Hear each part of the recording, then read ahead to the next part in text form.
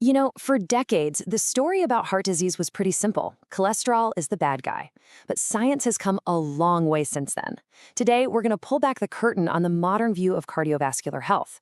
We're going to look way past just the numbers on a lab report to find the real root of the problem and the incredibly powerful tools we now have to fix it.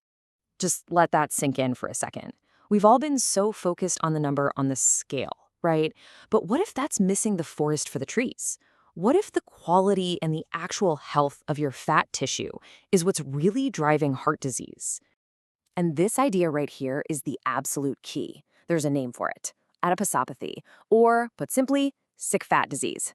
This isn't just about having extra fat. It's about that fat becoming totally dysfunctional, turning from a simple energy storage depot into an active, rogue organ that's doing damage from the inside out. Okay, so let's dive right into this. To really get the modern view of heart health, we've got to first wrap our heads around what sick fat actually is. So the magic word here, the one I really want you to focus on, is dysfunction. See, healthy fat cells, they're great at storing extra energy, no problem. But when they get totally overwhelmed, they start to malfunction. They get inflamed, they start leaking fatty acids into the bloodstream, and they completely mess up your body's normal hormone signals. That's adiposopathy. It's not a disease of size, it's a disease of function. All right, so we know what sick fat is, but how in the world does it go from being a problem in our fat tissue to being a direct life or death threat to our heart? Whoa, okay, take a look at this. This image just makes the problem so real, doesn't it? This isn't the fat on your belly or your thighs. This is epicardial adipose tissue. It's a layer of that sick, visceral fat that is literally wrapped directly around the heart muscle. It even shares a blood supply with the coronary arteries. That means it's in constant, direct contact with your heart. And that fat is not just sitting there quietly. Oh no. It's actively pumping out inflammatory gunk that promotes atherosclerosis. That's the plaque that clogs up your arteries. It causes the heart muscle itself to get stiff. It flips on the systems that crank up your blood pressure, and it even makes you more likely to form blood clots. It is a full-on, multi-front assault on the heart. And this is where a very familiar character re-enters the story: cholesterol. But now we can see its role in a whole new light.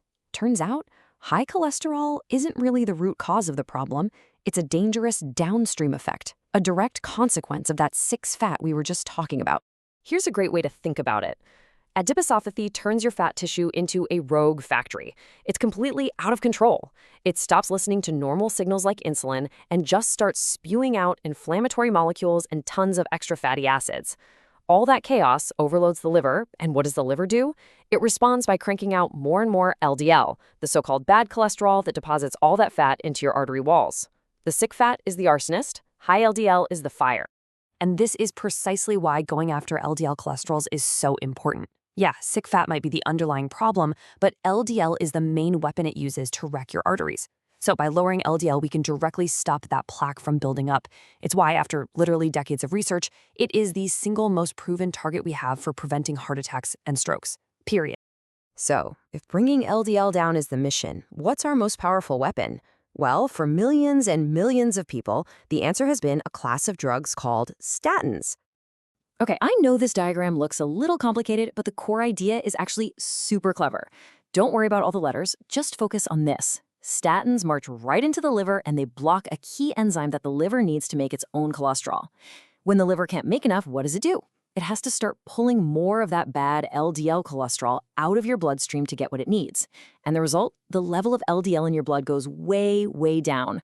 And what's really great about this is that it's not a one-size-fits-all thing.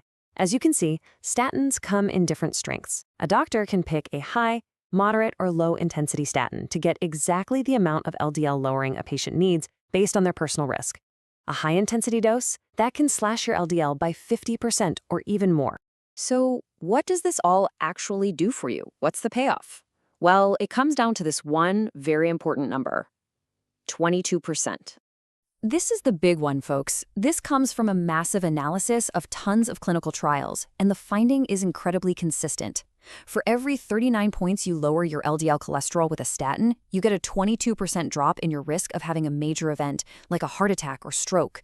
It's a direct relationship. The more you lower your LDL, the more you lower your risk. It's that simple. All right, but let's be real. No medication comes without potential side effects, and statins have definitely gotten their fair share of scary headlines. So let's take a clear, honest look at the risks versus the rewards.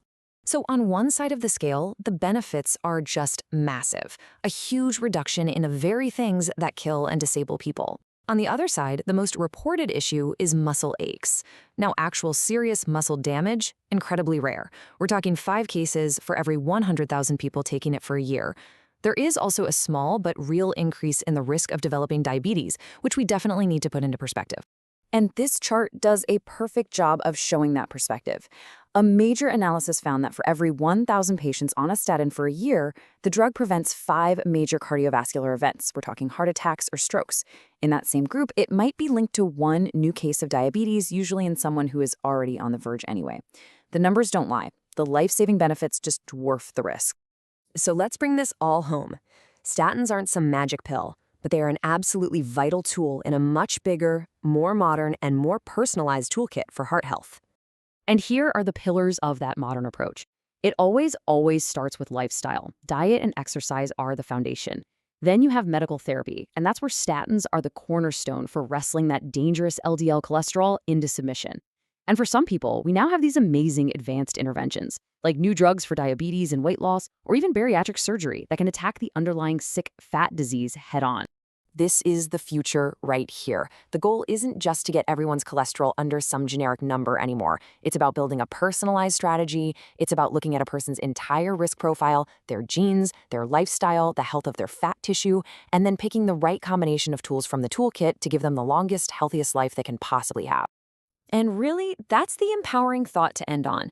We've gone from a simple, almost cartoonish story of good and bad cholesterol to this really sophisticated understanding of sick fat, targeted drugs, and personalized medicine. The power is in combining these amazing tools in the right way. And the big question for all of us is, what's that right combination for you? And that's a conversation that really has to start with understanding the real science and talking to your doctor.